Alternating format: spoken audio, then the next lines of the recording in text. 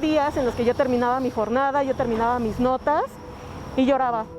Somos reporteros, somos fotógrafos, somos periodistas, pero somos seres humanos y al final pues sí siempre hay algo que te toca o que te mueve. Se me hacía increíble ir a un hospital y ver que llegaba la familia con un integrante de la familia y que a la hora, a las 2 horas les decían que ya habían llegado muy tarde. Y es muy complicado que tú hagas que la gente reviva ese dolor. Pues creo que todo el ritual de la muerte cambió y yo creo que eso fue muy impactante para mí, saber que ya no se despidan a los muertos como antes, sino el COVID también vino a cambiar cómo se despiden los muertos. Nunca me imaginé que una cobertura fuera los panteones. Los hospitales se hicieron como algo muy cotidiano de la cobertura y es algo que ya normalizamos ahorita, pero pues que al principio sí es, o sea, la imagen de un panteón y la imagen de un hospital sí es fuerte. La primera foto fue en mayo, justo cuando en la semana que decían que iba a ser el famoso primer pico de la pandemia. No había visto muchas imágenes de dron, entonces se me ocurrió como pensar cómo se veía un panteón desde arriba. Sí me di cuenta de que pues sí podría ilustrar como la magnitud de los fallecimientos que había en México, que hasta ese momento estaban pasando. Ver a las familias sobre decidir si se llevaban o no a su familia al hospital es algo muy cruel porque pues mucha gente también asimiló pues esta idea de que llevar a tu familiar a un hospital es que ya se iba a morir, ¿no? Estas noticias te hacen reflexionar pues sobre cómo ha cambiado tanto, ¿no? La forma en la que hemos trabajado, el cómo nos hemos movido, cómo nos hemos relacionado, porque pues ha sido un trabajo de calle. La primera vez que me tocó entrar a los crematorios del Panteón San Nicolás Tolentino en Iztapalapa, recuerdo que pues era abril y recuerdo que nos pasaron a la zona donde llegaban los cadáveres en las funerarias y entonces pues nos tocaba retratar esta parte en la que bajan los cuerpos y los meten a los crematorios. Entonces el impacto de ver cómo estaban trabajando los empleados de las funerarias, todos vestidos, todos protegidos, tanto como los empleados de las funerarias como los cremadores, ver los cuerpos que llegaban en bolsas, que ni siquiera los podían abrir más que para identificarlos pues los familiares en el hospital, pues claro, sí sentí un miedo tremendo, o sea, el decir aquí hay un riesgo de contagio al 1000% porque pues está en las personas que fallecieron por COVID y realmente te podías contagiar en cualquier momento, ¿no? Y entiendes que aunque te dé mucho miedo el salir, pues tienes que hacerlo porque hay que informar y hay que informar como desde todas las perspectivas.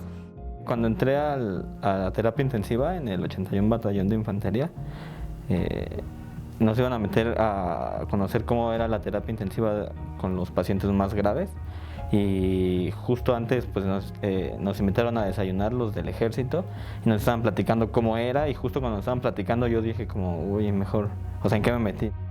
Lo único que no se ha ido en todo este tiempo ha sido el miedo. La primera vez que entré a un hospital COVID fue el Hospital Juárez. Nos dieron oportunidad de entrevistar a personal médico que atendía en la primera línea. Pues ellos me decían que ya estaban cansados, que ya estaban súper fatigados, que habían perdido a seres queridos, que habían perdido a compañeros, que ellos le pedían mucho a la gente que no salieran de sus casas porque pues la situación ya estaba desbordada. En chats compartían fotos de pacientes que ni siquiera llegaban a una cama, o sea, que los tenían en la sala de espera, porque era tanta la gente que llegaba a los hospitales que era la única manera en la que los podían atender. Me tocó estar un par de noches trabajando con los paramédicos del municipio de Neza. Estuve con la guardia nocturna, con una paramédico que se llama Midori Carmona. Estuvimos dándole seguimiento en la ambulancia en la que trabajan y pues lo más fuerte para mí fue pues tanto el cómo ellos trabajan, el cómo tienen que estar llegando a todos estos llamados, ¿no?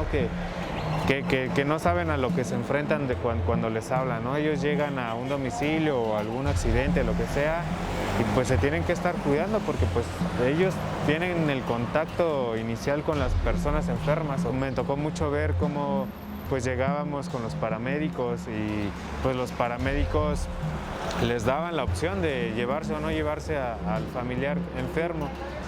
Y pues esa decisión de las familias de llevarse o no a la persona al hospital es una decisión muy difícil, ¿no? Porque pues los ves cómo se doblan, cómo no saben qué decidir.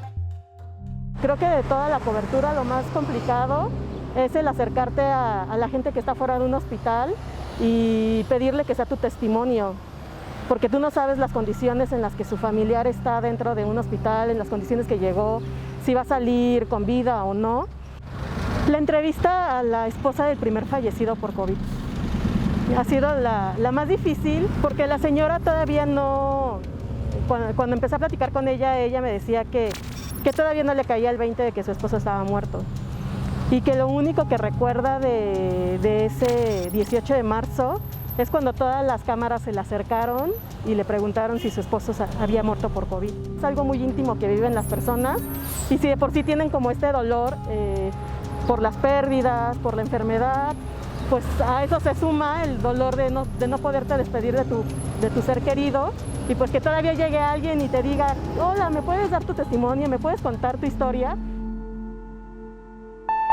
Nunca me hubiera imaginado cubrir con estas condiciones, como con careta, con poca gente, con cubrebocas, con gel, con medidas sanitarias. Creo que somos una generación que nos va a marcar eso. Yo creo que ya hay un poco más de información alrededor de COVID, más experiencia para acercarnos a la gente, como no tener todo el tiempo ese temor de que nos vamos a contagiar y esperar, ¿no? que la sociedad siga usando las medidas de higiene, de sana distancia, que no bajemos la guardia incluso con la vacunación, pues cuidarnos. Yo sí creo que cuidándonos a nosotros podemos cuidar a los demás. Pues para poder enfrentar todas estas cosas, pues uno tiene que estar bien, pues tanto física como mentalmente, pues bien, ¿no? Pues seguir cuidándote, seguir cuidando como físicamente como mentalmente, ¿no? El externar tus miedos, tus tristezas, el comentar lo que has vivido con tus seres queridos, con tus colegas y tener una retroalimentación que te ayude, ¿no? A seguir adelante, a seguir pues buscando, ¿no? La noticia, la foto.